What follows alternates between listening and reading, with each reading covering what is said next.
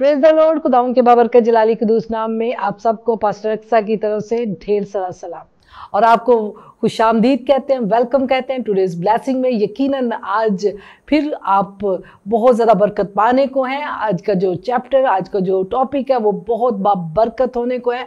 आज हमें बड़ी खूबसूरत बातों को सीखने को है और एक वर्ष, एक ऐसी वर्ष जिसने मेरी सोच को बदला, आज मैं आपके साथ शेयर करने को, यकीनन आपकी सोच को भी बदलने को है और हमें खुदावंद के लिए तैयार करने के लिए है। और खुदावंद का शुक्र करते हैं जब ये कलाम मुझे खुदावंद ने दिया, क्योंकि आजकल खुदावंद ने स्पेशली मुझे ये खिदमत दिया और मुझे ये बोझ दिया है कि हम खुदा की बादशाही के लिए काम करें, लोगों को आसमान की बादशाही के लिए तैयार करें, क्योंकि खुदावंद यीशु मसीह का भी यही मकसद था। खुदावंद यीशु मसीह भी यही चाहते थे कि लोग आसमान की बादशाही के लिए तैयार हों। और आज हम इसी पर बात करेंगे और आज जो हमारा टॉपिक है वो है आसमान की बादशाही में कौन जाएगा। आज हम जानेंगे कि कौन है जो आसमान की बादशाही में जाएगा। शायद बहुत सारे लोग सोचते हैं कि बपतिस्मा लेने के बाद हम आसमान की बादशाही में चले जाएंगे, लेकिन ऐसा खुदा के कलाम में नहीं है। अगरचे बपतिस्मा लेना निजात का एक अमल है और बहुत ज़रूरी है और वो पहला कदम है। आज इस पर बहुत सारी बातें होने को हैं और खुदा के कलाम से हम सीखने को हैं। मैं चाहूँगी कि इससे पहले कि हम खुदा के कलाम की बातों को आपके साथ शेयर करें, अपने सरों को झुकाएं, खुदावंद से कलाम को मांगें, खुदावंद से कहें खुदावंद तू मुझसे बोल, तू मुझसे कलाम कर, क्योंकि मैं तेरी आवाज़ को सुनना चाहता हूँ। जब हम खुदावंद से मदद को मांगते हैं तो खुदावंद हमारी मदद करता है, हमारी रहनुमाई करता है और जो कुछ वो हमें सिखाना चाहता है वो हमें और उस रास्ते पर हमें ले चलता है और खुदा का कलाम हमारी रहनुमाई करता है। अपने सरों को झुकाएं, खुदावंद की शुक्रगुजारी कीजिए। Hallelujah, thank you Jesus. खुदा बाप तेरा शुक्र, तेरी तारीफ करते हैं खुदावंद, तेरे बेटे बेटियों के लिए है खुदावंद। मैं दिल की गहराई से तेरा शुक्र करती हूँ, तूने खुदावंद इस सिलसिले को फिर से जारी किया है खुदा। आज के इस खूबसूरत टॉपिक के लिए जो तूने मेरे दिल में रखा है खुदावंद, आज खुदावंद मैं अपने आप को, तेरे बंदा को, तेरे बेटे बेटियों को, आज खुदावंद सबको तेरे मुकद्दस हाथ में देती हूँ। आज खुदावंद तू मुझे बड़ी कसरत के साथ इस्तेमाल कर। आज खुदावंद जितने लोग इसे देखें, आज खुदावंद, आज खुदावंद ना सिर्फ सुनने वाले बने बल्कि इस पर अमल करने वाले बने। आज खुदावंद, आज खुदावंद मैं तुझसे मिन्नत करती हूँ कि लोगों को आसमान की बादशाही के लिए तैयार करना। खुदा पाक रू तेरी हजूरी को मांगती हूँ, खुदा पाक रू तेरी मामूरी को मांगती हूँ। मैं अपने आप को तेरे हाथ में देती हूँ। खुदा पाक रू तू मुझे यीशु के जलाल के लिए बड़ी कसरत के साथ इस्तेमाल कर। बहुत सारे लोग बरकत पाए, तब्दील हों, अपनी सोचों को बदलें, अपने बुरे कामों से आज़ाद हों। आज का आए खुदावंद ये प्रोग्राम लोगों के लिए तब्दीली का बायस बन जाए। खुदावंद पाक रू तेरे ताबे करती हूँ मैं अपने आप को, मेरे सब अल्फाजों का जुमा तो लेना। ये सब कुछ मांगती हूँ यीशु मसीह के जलाली कुदूस नाम से, आमीन आमीन आमीन। आज बड़ा खूबसूरत टॉपिक है, जैसा कि मैंने शुरू में बताया कि आज हम जानेंगे कि आसमान की बादशाही में कौन जाएगा। हम जब छोटे होते थे और हमें बपतिस्मे के लिए जब तैयार किया जा रहा था तो हम सोचते थे कि अब हमने बपतिस्मा ले लिया है, अब हमने खुदावंद यीशु मसीह को ज़िंदगी दे दिया है, अब हमने जो बपतिस्मा ले लिया है तो यही काफ़ी है आसमान की बादशाही में पहुंचाने के लिए। अगर जब बहुत ज़रूरी है निजात पाना, बहुत ज़रूरी है बपतिस्मा लेना, बहुत ज़रूरी है खुदा के कलाम पर, लेकिन ये काफ़ी नहीं है। और इस बात को इस कलाम से आज हम सीखेंगे कि क्यों ये काफ़ी नहीं है, क्योंकि खुदा का कलाम कहता है कि ये काफ़ी नहीं है। आए खुदा के कलाम में से देखते हैं मत्ती की अंजील उसका 7वां बाब और उसकी 21वीं आयत। जो मुझे आए खुदावंद आए खुदा कहते हैं उनमें से हर एक आसमान की बादशाही में दाखिल ना होगा, मगर वो ही जो मेरे आसमानी बाप की मर्जी पर चलता है। खुदा उनका शुक्र हो, खुदा उनकी तारीफ हो खुदा के जिंदा कलाम के लिए। मेरे प्यारे बहनों भाइयों, आज हम जानेंगे कि आसमान की बादशाही में कौन जाने वाला है। ठीक है, बहुत सारे लोग सोचते हैं कि असी ते बहुत वड्डे वड्डे काम करने पे खुदा दे रस्ते विच ते असी हदिये भी वड्डे वड्डे देने आ, लेकिन आज भी वो पुरानी इंसानियत में ज़िंदगी बसर कर रहे हैं। लेकिन खुदा का कलाम कहता है जो मुझे आए खुदावंद आए खुदा कहते हैं उनमें से हर एक आसमान की बादशाही में नहीं जाने लगा। हम बहुत सारे लोग ये सोचते थे साढ़े उत्ते मसीह दा टाइटल लग गया है, ठीक है, असी क्रिश्चियन लोग हाँ, असी मसीह लोग हाँ, खुदावंद यीशु मसीह की ये तालीम है जिस पर आज हम बात करने को हैं। खुदावंद यीशु मसीह अपने शागिर्दों को, अपने पीछे आने वालों से ये बात कर रही हैं कि जो मुझे आए खुदावंद आए खुदा कहते हैं उनमें से हर एक आसमान की बादशाह में नहीं जाएगा, वो ही जो मेरे आसमानी बाप की मर्जी पर चलता है। अब हमें ये जानना है, क्योंकि आसमान की बादशाह में तो हम सबको जाना है। अब हमें ये जानना है कि क्या हम उसकी मर्जी पर ज़िंदगी बसर कर रहे हैं, क्या हम उसकी मर्जी के मुताबिक अपनी ज़िंदगी में फैसले कर रहे हैं, क्या हमारी ज़िंदगी में उसकी मर्जी पूरी हो रही है। आज 3 चीज़ों को मैंने उसकी मर्जी में शामिल किया और मैंने देखा कि खुदावंद ये 3 ऐसी चीज़ें हैं, ये 3 ऐसे अमाल हैं जो खुदा की मर्जी, जिसमें खुदा की अवलीन मर्जी है कि हम ये 3 काम करें। ठीक है, जो पहला काम है वो निजात का है, क्योंकि खुदा चाहता है कि सबकी तौबा तक नौबत पहुंचे, क्योंकि खुदा की मर्जी है कि हम निजात पाएं। आइए खुदा के कलाम में से देखते हैं पहला तिमोथियस उसका 2 बाब उसकी 3 और 4 आयत है। ये हमारे मुनज्जी खुदा के नज़दीक उम्दा और पसंदीदा है। वो चाहता है कि सब आदमी निजात पाएं और सच्चाई की पहचान तक पहुँचें। क्या जी लिखा है? खुदा को ये पसंद है, खुदा की ये मर्जी है कि सब लोग निजात पाएं। बहुत सारे लोग जब हम खिदमत में आए हैं तो हम बहुत सारे लोग कहते जी खुदा को पूछो जे की खुदावंद साढ़े लिए ओदी की मर्जी है। ठीक है, और बहुत सारे लोग जो है ना बुराई को भी समझ जाते हैं कि ये खुदा की मर्जी है। ठीक है, जब उनके साथ कुछ बुरा हो रहा होता है तो वो ये कहते हैं जी यही खुदा दी मर्जी है। ख़ास तौर पर जब एक्सीडेंट हो जाए या कोई ऐसा बुरा हादसा पेश आ जाए तो लोग कहते हैं जी खुदा दी आई मर्जी से। खुदा तो किसी की हलाकत नहीं चाहता। खुदा का कलाम कहता है कि खुदा किसी की हलाकत नहीं चाहता। फिर हम कैसे हर बुराई में को खुदा की मर्जी समझ बैठते हैं। खुदा का कलाम कहता है मेरे इरादे तुम्हारे लिए भलाई के हैं। ठीक है ना, बुराई के नहीं। तो फिर हम अपने ज़िंदगी में फेलियर्स को, अपनी ज़िंदगी में जो चीज़ें फेस करते हैं, अपनी ज़िंदगी में जो हादसात को, जो मुसीबतों को, जो परेशानियों को फेस करते हैं, तो हम सोचते हैं कि खुदा दी यही मर्जी है। नहीं प्यारे बहनों भाई, खुदा की मर्जी को जानने की हमें ज़रूरत है, और ना सिर्फ जानने की बल्कि उस पर अमल करने की भी हमें ज़रूरत है। अगर तो आसमान की बादशाही में आपको जाना है तो लाजम है कि आप खुदा बाप की मर्जी को पूरा करें, और उसमें जो पहला अमल है वो निजात का है, तौबा का है। क्योंकि खुदा बाप ने अपने इकलौते बेटे को इसलिए भेजा ताकि कोई हलाक ना हो। ठीक है, आज हमें ये जानना है और इस पर अमल करना है कि क्या हम निजात पा चुके हैं, क्या हमने अपनी ज़िंदगी में से बुराइयों को ख़त्म कर दिया है, हमने अपने अंदर से पुरानी इंसानियत को ख़त्म किया है, हमने अपने गुनाहों की माफ़ी मांगी है। क्योंकि निजात एक अमल है, तौबा एक अमल है, और खुदा चाहता है कि हर एक निजात पाए। खुदा चाहता है कि हम अब्दी हलाकत से निजात पाए। खुदा चाहता है कि हम उस जगह से बच जाएं जहां रोना और दांतों का पीसना है। इसलिए तो उसने अपने इकलौते बेटे को भेजा ताकि हम बच जाएं। अगर आप आसमान की बादशाही में जाना चाहते हैं तो मसीह का साथ नाम लगा लेना काफ़ी नहीं है, क्योंकि खुदा का कलाम कहता है कि जो मुझे आए खुदा कहते हैं उनमें से हर एक आसमान की बादशाही में नहीं जाने लगा। तो असी तो टाइटल ला के खुश हो जाने हैं। ठीक है ना, असी तो फलां मसीह टमका मसीह लिख के ही खुश हो जाने हैं। तो भावें असी ड्रिंकर 1 नंबर दे होइए।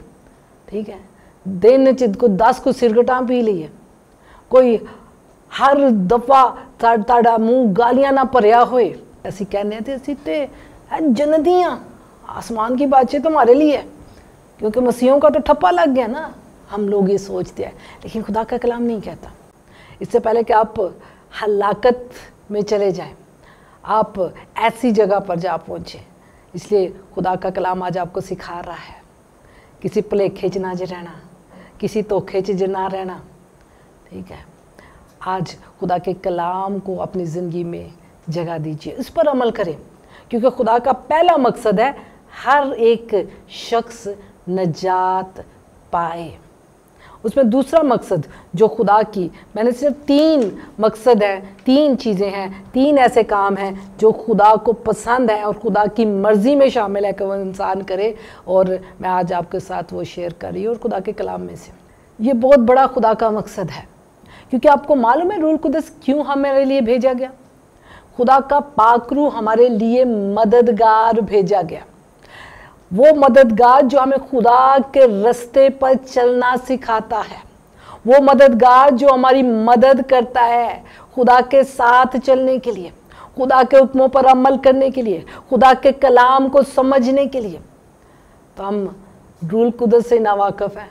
ठीक है, बहुत सारे लोग ऐसे सोचते ही नहीं कि सानू दी भी ज़रूरत है। ठीक है, अगर चाहे हम पुरानी कलीसिया को देखें, इब्तदाई कलीसिया को देखें, तो खुदावंद यीशु मसीह ने कहा अपने शागिर्दों को ठहरे रहो जब तक तुम्हें रूह कुदस का लिबास ना मिल जाए, जब तक तुम रूह कुदस से ना भर जाओ। ठीक है ना, तब तक बाहर ना निकलना। ठीक है, क्यों? क्योंकि खुदावंद का वादा था कि मैं तुम्हारे लिए एक ऐसा मददगार भेजूंगा जो उम्र भर तुम्हारे साथ रहेगा। ठीक है, और खुदा का ये मकसद है कि आप रूह कुदस से भरें। खुदा की मर्जी है कि आप रूह कुदस से भरें। खुदा की मर्जी है कि आप रूह में मामूर होते जाए। जब आप रूह कुदस से भरेंगे नहीं तो मामूरी कहाँ से होगी? ठीक है ना, हम रूह कुदस को ना चीज़ जानेंगे तो मामूरी कैसे होगी? ठीक है, हम रूह कुदस को सिर्फ एक समझ ले गैर जुबानों में सिर्फ इतना सा पार्ट हमने अपनी लाइफ में दिया हुआ कि हम दुआ करें और गैर जुबानें बोलें। बहुत सारे लोग सिर्फ सोचते हैं कि यही इतना ही काम है रूह कुदस का। रूह कुदस को काम अपनी ज़िंदगी में करने दो, तभी आपके अंदर मामूरी आएगी। खुदा के पाक रूह की मामूरी को देखना चाहते हैं, रूह कुदस की मामूरी को देखना चाहते हैं, तो आए खुदा के कलाम में देखते हैं। इफिसियों 5 बाब उसकी 15 और 18 आयत। इफिसियों 5 बाब उसकी 15 और 18 आयत। बस गौर से देखो कि किस तरह चलते हो, ना दानों की तरह नहीं बल्कि दनाओं की मानिद चलो, और वक्त को गनीमत जानो क्योंकि दिन बुरे हैं। इस सबब से नादान ना बनो बल्कि खुदा की मर्जी को समझो कि क्या है, और शराब में मतवाले ना बनो क्योंकि इससे बदचलनी वाक़या होती है, बल्कि क्या करो जी, रूह में मामूर होते जाओ, बल्कि रूह से मामूर होते जाओ। ये है खुदा की मर्जी जो आप सब के लिए है, जिसके लिए आप परेशान हो रहे हैं जी। सानू तो पता ही नहीं कि की मर्जी है खुदा दी साडे लिए। असी बुराई नूं भी खुदा दी मर्जी समझ बैठे हैं। ठीक है, हम बुराई को भी कहते नहीं खुदा दी मर्जी है। खुदा की जो मर्जी है उसको अपनी ज़िंदगी में पूरा करें। जब आप खुदा की मर्जी को पूरा करेंगे तो आप अपनी ज़िंदगी में अबलीस के कामों को नहीं देख सकते, आप अपनी ज़िंदगी में हलाकत को नहीं देख सकते, तबाही को नहीं देखेंगे। ठीक है, मुकद्दसीन की मौत जो है ना सड़कों पे नहीं लिखी हुई। खुदा का कलाम कहता है कि वो लेटेंगे और सो जाएंगे, इन्नी को वे मौत उन्होंने दी। ठीक है, अज असी हर मौत ही खुदा की मर्जी में समझ बैठे हैं। ठीक है ना, इसलिए गौर कीजिए, गौर से देखो कि किस तरह चलते हो। नादानों की मानिद नहीं बल्कि दनाओं की मानिद। खुदा की मर्जी को समझना हर एक के लिए ज़रूरी है। ठीक है, हर चाल चलना अपने अपने कम्मा च ना सोचो कि नहीं नहीं ऐ भी खुदा दी मर्जी तो ऐ भी खुदा दी मर्जी नहीं। जो बहुत खुदा के नज़र में कीमती और ज़रूरी है, और वो है पाक बनो।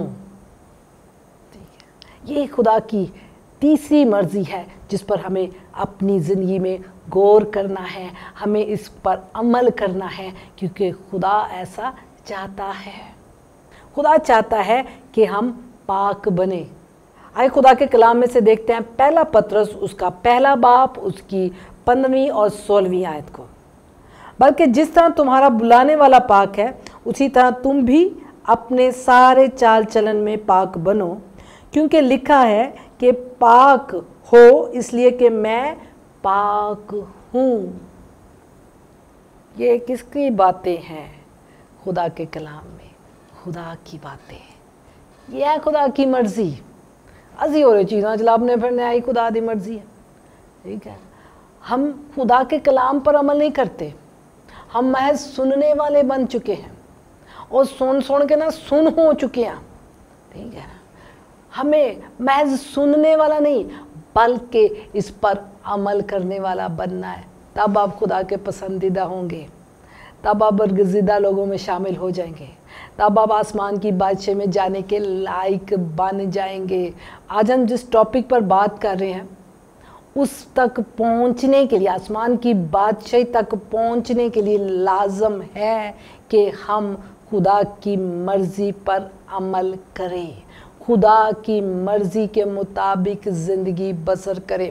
हम जिस हवाले को आज सबसे पहले आपके साथ शेयर कर चुके हैं, अगर हम उसको थोड़ा सा शुरू से देखें तो उसमें बहुत खौफनाक बातें भी हैं, ठीक है। उसमें लिखा है कि बहुत सारे लोग खुदा के पास आएंगे, यीशु के पास, और कहेंगे असी तो तेरे ना तो मोजज़े कीते, असी तो तेरे ना तो ये भी कीता। यानी कि खादमीन के बारे में भी खुदा का कलाम कहता है कि वो भी जो है ना, वो भी खुदा की बादशाही में नहीं जा सकते अगर वो उस खुदा की मर्ज़ी पर नहीं चल रहे, ठीक है। खुदा की मर्ज़ी के मुताबिक फल लाएं। खुदा की मर्ज़ी है कि हम बहुत सारा फल लाएं। खुदा की मर्ज़ी है कि हम पाक बने। खुदा की मर्ज़ी है कि हम रूह में मामूर होते जाएं। जब आप रूह कुदस से भरे होंगे, जब आप रूह कुदस को वैल्यू देंगे, तो आपको खुदा का पाक रूह आपको मामूर करता जाएगा। फिर आप रूह के फलों से भरते जाएंगे जो ज़रूरी है।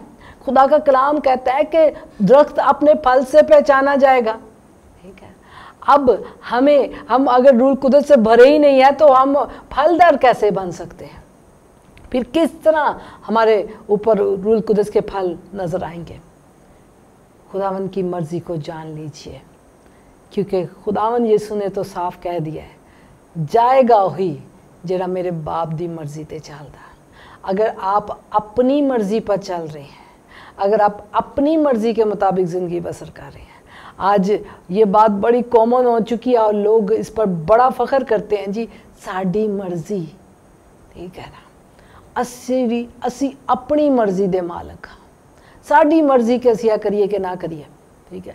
और एक बड़ा जो है ना मुहावरा या एक नारा भी बड़ा मशहूर हो गया, बड़ा फजूल सा, जिस और उसमें औरतों के लिए था कि मेरा जिस्म मेरी मर्ज़ी। भाई मेरा जिस्म है मेरी मर्ज़ी, मैं जो मर्ज़ी अपने जिस्म ना करा।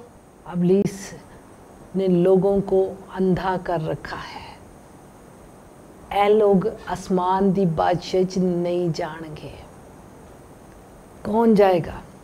वही जो खुदा बाप की मर्ज़ी को इज्जत देता है, वही जो खुदा बाप की मर्ज़ी पर चल रहा है, वही जो खुदा के खौफ में ज़िंदगी बसर कर रहा है। आज अगर हम अपनी ज़िंदगी में बरक़ात को भी देखें ना, तो बरक़ात और वादे भी उन्हीं के लिए हैं जो खुदा की मर्ज़ी के मुताबिक चलते हैं, जो खुदा को खुश कर रहे हैं।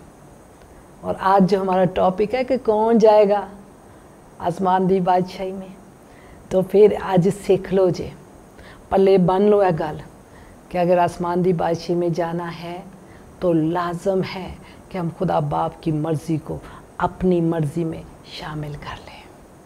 अगर आप सिर्फ अपनी मर्ज़ी के साथ चलेंगे तो आसमान की बादशाही में नहीं जाएंगे। हाँ, अगर खुदा की मर्ज़ी को हाथ से लेकर चलेंगे, खुदा की मर्ज़ी के मुताबिक बढ़ना शुरू होंगे, खुदा की मर्ज़ी आपके सब कामों में नज़र आएगी, खुदा का खौफ आपकी ज़िंदगी में नज़र आएगा, तो मैं आज दावे के साथ खुदा के कलाम के मुताबिक कह रही हूँ कि खुदावंद का कलाम कहता है कि वो ही आसमान की बादशाही में जाएगा जो खुदा बाप की मर्ज़ी पर चलता है। आइए अपने स्तरों को झुकाएं।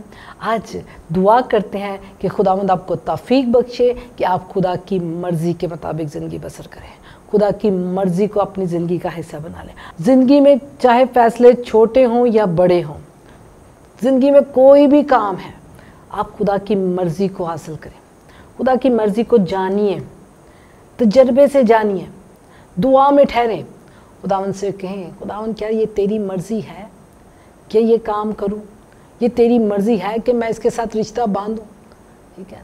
अपनी मर्जियां करना छाड़ दो जे। ये बगावत इब्लीस के तरफ से आती है।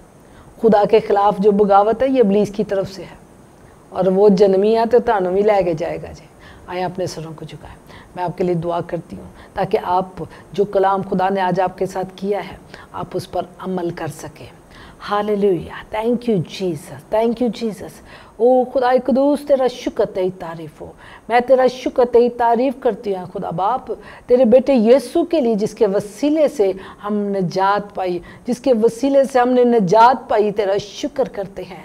अब आए खुदावंद, तेरे बेटे बेटियों को, जितने लोगों ने तेरे कलाम को सुना है, जितने लोगों ने इस आवाज़ को सुना है, आए खुदावंद तौफीक दे कि वो तेरी मर्जी को जान सके, वो तेरी मर्जी के मुताबिक ज़िंदगी बसर करे। अपनी ज़िंदगी में ऐ खुदावंद पहला दर्जा तुझे दे। ऐ खुदावंद, ऐ खुदा बाप तू तौफीक बख्श दे। अपने बेटे यीशु के नाम से इनकी ज़िंदगियों में एक बड़ी तब्दीली को लाए खुदा, ताकि ये आज से तेरी मर्जी पूरी करे। जिस तरह खुदावंद तेरे बेटे यीशु ने तेरी मर्जी को पूरा किया, इसी तरह ये तेरे बेटे बेटियां भी तेरी मर्जी को पूरा करने वाले हों।